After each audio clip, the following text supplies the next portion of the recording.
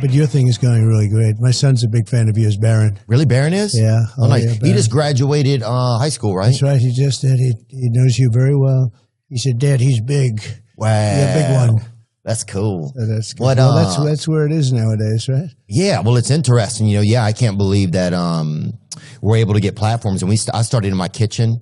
You know, does Barron play sports or anything? He does. He plays golf and different sports, soccer. Loves soccer, very good at soccer. He's a good athlete, Barron. Yeah? Is he going to go, has he already picked a college or no? He has, and he's getting set to go in the fall. Good college, a very good one. And he was always a very good student. He's smart guy. Something you admire about each one of your sons? Well, Don is a hunter. He's a great, great hunter and knows everything about that world and guns and all. He was the first one that said, Dad, boy, you got lucky because I didn't realize that 130 yards is actually very close. From how far the shooter was? Yeah. Oh, yeah. And the guy wasn't a bad shooter, supposedly. You know, he was a very disturbed guy, but he wasn't a bad shooter. And Eric, likewise, he loves the business. He loves real estate. Also very much of a hunter and understands a lot of things about that. They were sort of, as young guys, they were with their grandfather, and he would take them hunting in Czechoslovakia. And somehow they developed very well. And Czechoslovakia, yeah, damn. can you imagine? It's a lot of letters even. That's a long time. Yeah. That's a name you don't hear too much anymore, but it was... I'd need a scope just to get through the spelling of that word. That's right, a lot of people. Yeah. But so he'd go, they'd spend time in Europe and they'd do that. That's where he learned a lot about both of them, really good. With your dad, they would go?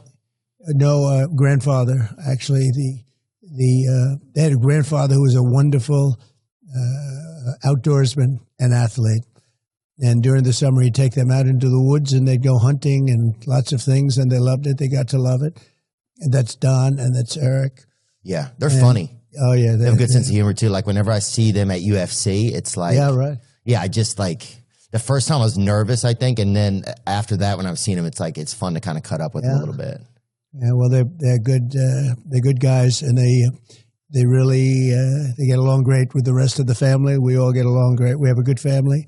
Donald Trump then talking about Kid Rock and how much they appreciate their mutual friend in Kid Rock. Yeah, and you don't drink at the fights. By the way, Kid Rock is he's terrific. He came to the convention.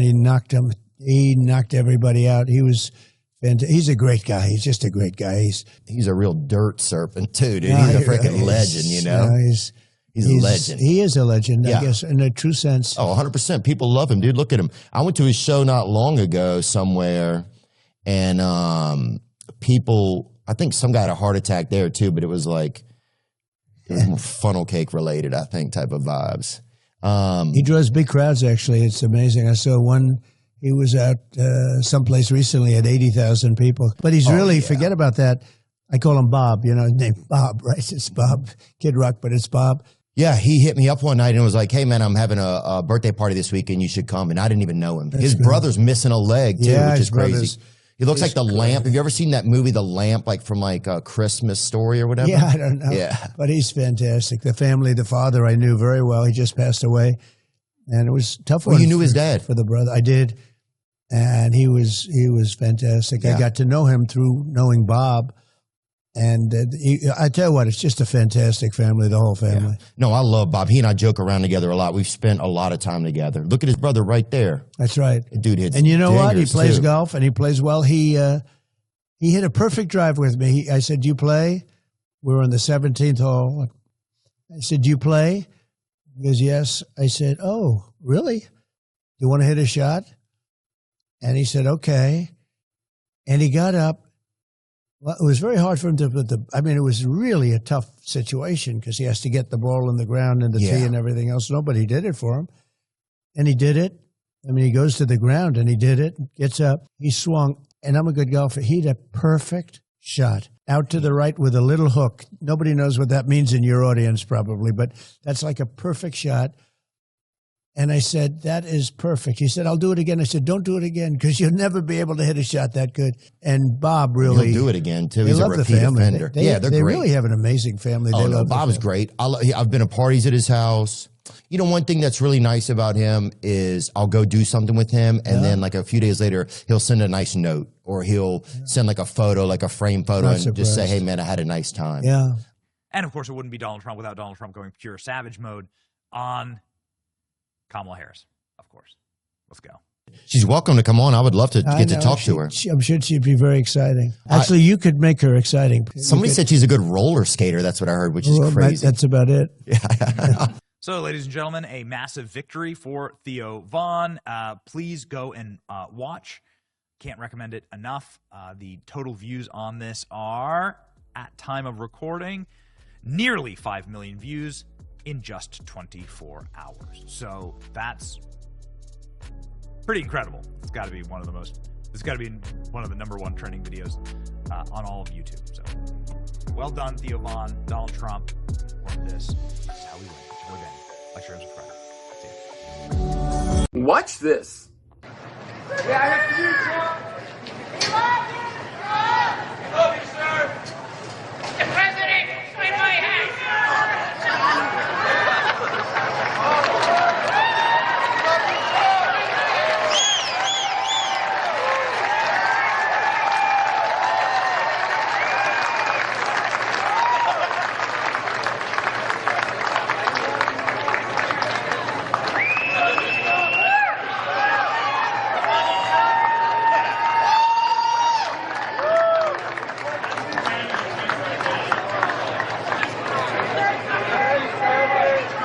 So Donald Trump is speaking, and someone close to him, close to the stage, faints due to the heat and the sun. Trump stops everything. And as you know, he's now doing rallies outside again with bulletproof glass all around him. He leaves the safety of the bulletproof glass to go check up on the person, stops his rally, stops what he's doing, stops what he's saying to go check up on the person, make sure he's being attended to by professionals, gives him a hug, and shakes hands with his entire family. That's a leader. That's a president. Joe would be sniffing people's hair, and Kamala would be like, "You got any booze money for me?" The tequila's out. Ladies and gentlemen, that's the kind of leader I want, who loves the American people, not the illegal immigrants.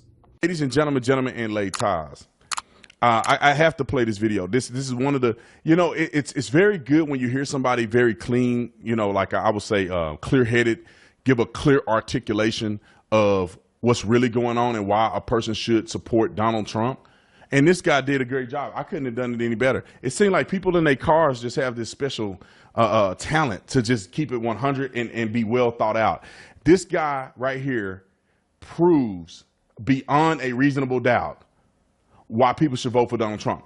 Democrats cannot make a video like this and articulate very clearly why somebody should vote for a Democrat over Donald Trump. Roll the clip. Why are you voting for Trump? All right, young lady, I'll be happy to answer that for you as somebody that is a former Democrat. I'm a 2-time bone cancer survivor. I voted for Obama-Biden in 2008 based on Obamacare. And then when Obamacare was implemented, I promptly lost my insurance. I could not keep my plan. I could not keep my doctor. That put me in a tailspin of losing insurance. And then on top of that, I got penalized for not having insurance that I could no longer afford. Now, that was pre-Donald Trump political career. That had nothing to do with Donald Trump. That had to do with the Democratic Party leaving me behind, even though I voted for them. Now come along to 2016. Donald Trump campaigns on getting rid of the penalty for no insurance. And he did that. Helped my family out and me specifically. Then he campaigned on tax cuts. He did that. I got a tax cut. My employer got a tax cut. My employer then gave all 200,000 plus employees raises because the tax burden on them was less. Now, ironically enough, that company was Costco, a very liberal company that backed Hillary Clinton in the election. Not only did they give all employees raises, which mine was $3 an hour back in 2018, they raised the minimum wage from $12 an hour to $15 an hour because they specifically said the tax breaks. Donald Trump delivered on that. And there wasn't a single Democrat that voted for you and I to have more of our own money we earn. One of the people that cast a vote no was a senator from California named Kamala Harris. We did not get into any new conflicts. Our president set foot in North Korea. I don't know if you know how big that is. But the one thing I want to ask you is this. You look young, which means you're probably still on your mom and dad's insurance. So you've never had to face that dilemma as a parent or as an adult. Also, you probably don't own a home.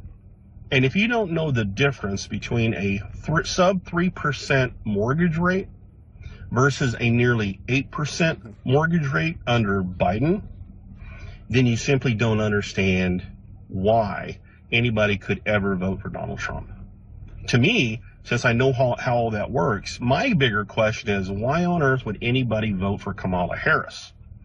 Because she's sitting here saying no tax on tips, but yet in 2023, her and Biden passed a bill, and she was the deciding vote to make this a bill, where you had a new way of reporting taxes on tips, and they also were going to hire 87,000 new IRS agents to audit us, to make sure the government got more of our money. Now she's saying this. Just like she said she's going to protect women's reproductive rights, which got turned over under her and Biden. They could have codified it. They didn't. That's why I'm voting for Donald Trump, because he has a history of doing what he says, versus Kamala Harris having a history of saying shit and not do anything about it. That's why I'm voting for Donald Trump, because of the history we have to look back on. A good economy, good job growth. America was doing great before pre-COVID. Now, COVID would have ruined any president. I don't understand why anybody would vote for Kamala Harris. Can you answer that one for me? You and I, brother, are on the same page. Two brothers from another mother. And I don't know how anybody can argue with that. Can you argue with it? Can you find a liberal and send this video to him and say, come up with a rebuttal argument? How can you say that what he's saying isn't 100% accurate and doesn't benefit most Americans? I remember when he said that, it made me remember when Barack Obama said you can keep your insurance, and all these people lost their insurance. And they had to pay a penalty on top of losing their insurance. When that dude said you can keep your insurance, you will not lose your insurance. You can keep your personal insurance and your doctor and keep it, or whatever the case may be. When he implemented it, forced the government implementation on the people, people lost their insurance all over the place. Or their insurance went up. They had an Obamacare, insurance went crazy. People paying $200, $300, $400 a month more in insurance. I remember now. I hope y'all don't get amnesia. You better remember what the man said. I'll see y'all in the next one. I'm out. My name is Dr. Joey Perella, pronouns she, her, hers. I'm a proud resident of the Garden State. I'm proud to stand with Kamala Harris and Tim Walz because they stand with the LGBTQ community.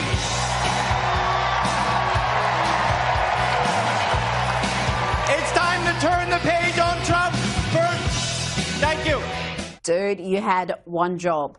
It wasn't that. Now let's look at the sort of projection and hypocrisy that the DNC provides, and it'll take your breath away. Let's start with former First Lady Michelle Obama talking about the Republicans being against children. But really, she's talking here about Republicans being against children who are being transitioned with dangerous, irreversible treatments.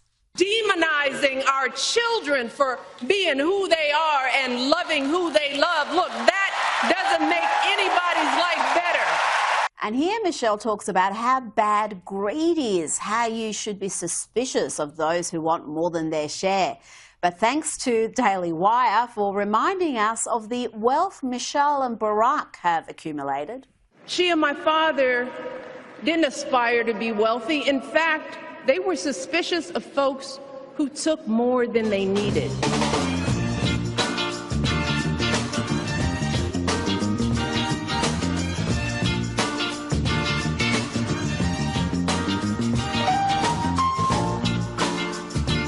She paid more than $1,000 for those shoes. I'd pay that much never to see them again. They're awful. But while they're pretending to be all about joy and positivity, Barack and Michelle Obama did again push the politics of envy, grievance, racial division.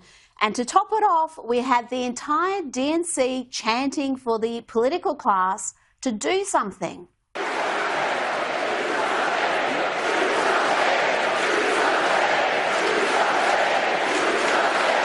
Do something. The Democrats are in power. The Biden-Harris administration is running the show. Do they forget that? Indeed, the Democrats have been in power for 12 of the last 16 years, and yet they decry the state of the country, the division, the economy. It's all on them. But the media has their new talking point, and the word of the day is electric. And it was though someone had plugged in a cable, a current was connected, and there was pure electricity in the room. Thank you for sharing with us some of the electricity. The energy is incredibly electric. You know, it was just electric. As sort of electric as I've ever seen it. It was absolutely electric. Talk to me about the atmosphere in here. Is it electric? Excitement. It is electric. Senator Schumer wasn't lying when he was saying that there's a lot of electricity and excitement right now. So it's incredibly electric here. It's electric. Something just got uncorked. Room in Chicago, quite electric tonight. Last night was electric. It'll be electric. Electrifying. The electrification. There's electricity in this room. That is preferable to Van Jones on CNN, almost crying after hearing the Obamas speak. Dude, get a grip. I didn't know how much I missed them. I missed them. I missed that. I miss hearing that. This was a masterful act of leadership. It was a sacred task. They took it on well. It was like an oasis. I didn't realize I had been in a spiritual desert until they created that oasis on that stage, and they did a beautiful job tonight. Oh, my. Dude, you need those around you to tell you to stop talking, seriously. Now, it's just a shame CNN didn't interview this next guy. The BBC did, but I don't think they knew that he was actually a conservative mocking the lefties losing it. What brought you out here today? No, listen, my name is Noah Schwartz. I use he, they pronouns. I'm just really excited that we have, the first black woman that could be the president of the United States. And, my wife, right? We're in a polyamorous relationship. The lover that my wife took is African American. And, I've learned so much about the struggle that people of color go through as a result of my wife's boyfriend. And so I'm excited to really do my part to show solidarity for my marginalized communities. And, the best way to do that is to get the first woman of color to be the commander-in-chief. And I'm really excited. I'm so pumped. And let's end lefties with Hollywood has-been and DNC fanboy Mark Hamill. He has a message for the nation, and get ready to cringe hard. Well, in the movies, I fought against make-believe evil.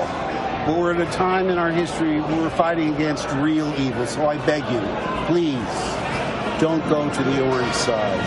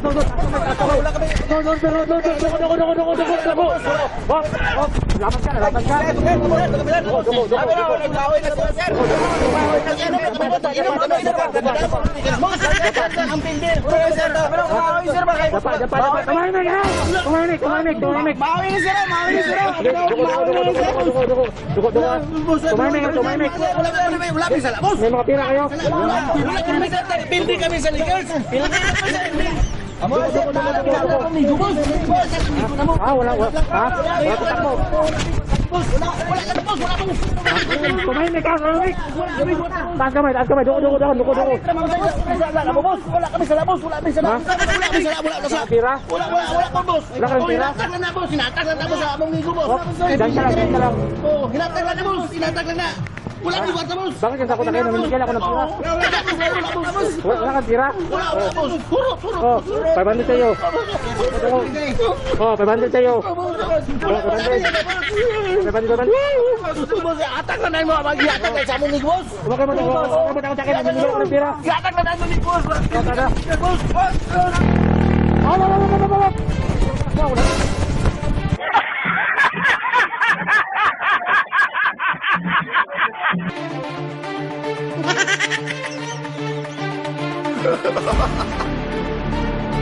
Wala sir, ano yung ginagawa niyo dito? Wala sir. Ano yung ginagawa niyo dito? Wala sir.